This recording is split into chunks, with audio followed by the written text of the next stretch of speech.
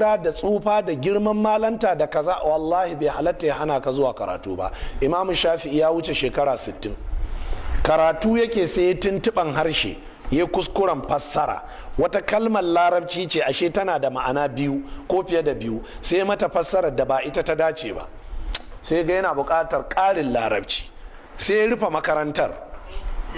Yaga kuma irin wannan larabcin ba conventional makarantu ba ne, makarantu ne na larabawan daji.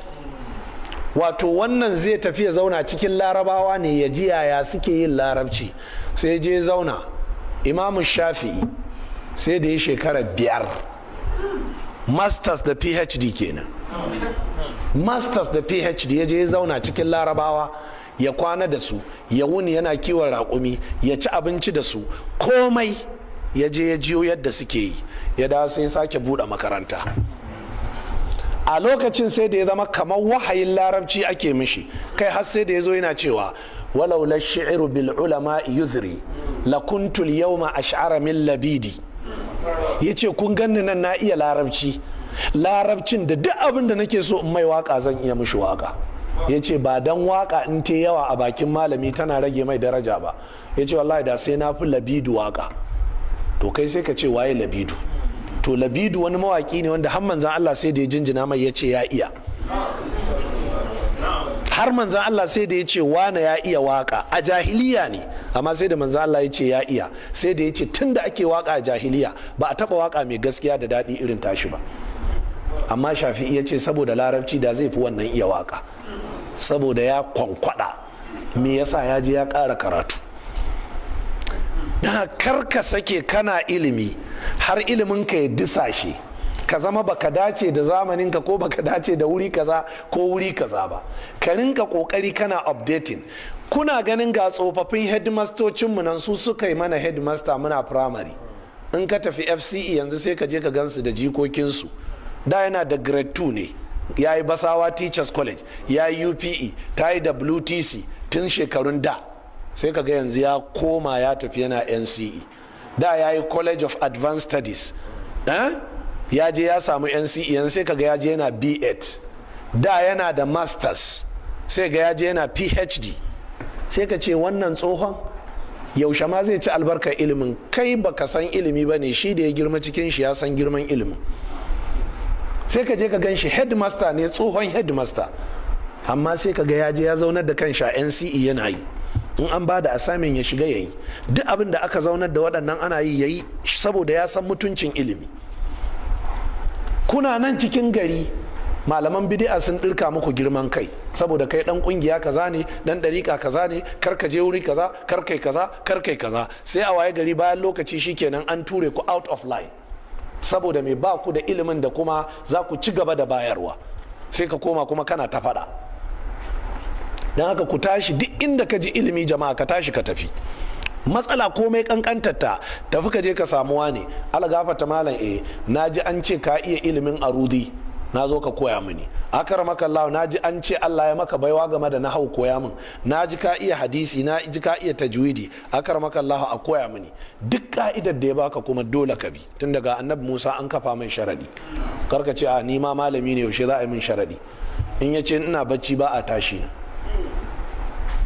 In ya ce kullum sai ka ɗibo bokiti ruwa 2, sai ka yi ɗibo ruwa bokiti 2 kullum, sai ka ce akramaka Allah an gama. Gari na wayewa sai ka sawo riga ka zo ka cika bokiti abin nan 2. Wata ran ma ka ce akramaka Allah in na kai 5 yaya, sai ce Allah ya ƙara ma albarka, sai ka kai.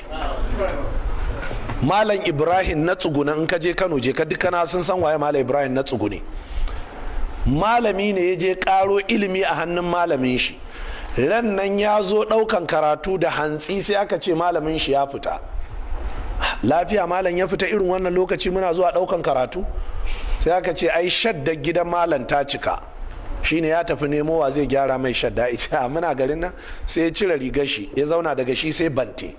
Wannan maganar ane maka 18 kaza ne, wajen 1874 aka yi wannan abin. Sai ya cire, sai ya zauna, daga shi sai dan bante. Ya je ya farke shadda, ya kwashe ta, kafin mala ya dawo ya gyara ta. Mala ya dawo da shi da 'yan aiki. ce akramaka Allah ai mun zo an ce baka ne, ya ce wallahi kaza kaza, sai ya ce ai na gyara ta. Ya ce Ibrahim Allah ya maka albarka duniya da lahira, Allah albarkaci iliminka, Allah albarkaci zuriyarka, Allah albarkaci kaza, Allah albarkaci kaza, Allah albarkaci kaza. Karamin misali shine Nasir Kabara yana daga cikin kananan almajiran Malam Ibrahim na tsuguni. Nasir Kabara cikin yan kanana ike, wa yake maganan manyan kuma. Saboda haka wallahi ku gane ilimi ya kai kuma ya cancanta a tashi a tafi ko ina ne. Ibnu Abbasin Allah ya kara mishi yarda ya ce in ya tafi gidan malami ya biya mai karatu baya sallama da malamin, sai ya samu wuri sai ya zauna. Idan tafiya ta yi tafiya bacci ya ɗauke shi, iska ta zo ta tabbudo mishi ciyayi tana zuba mishi a jika, tambaye shi aka yi algafa ta malam ga kaɗan matsilin yaro amma da karatu da yawa.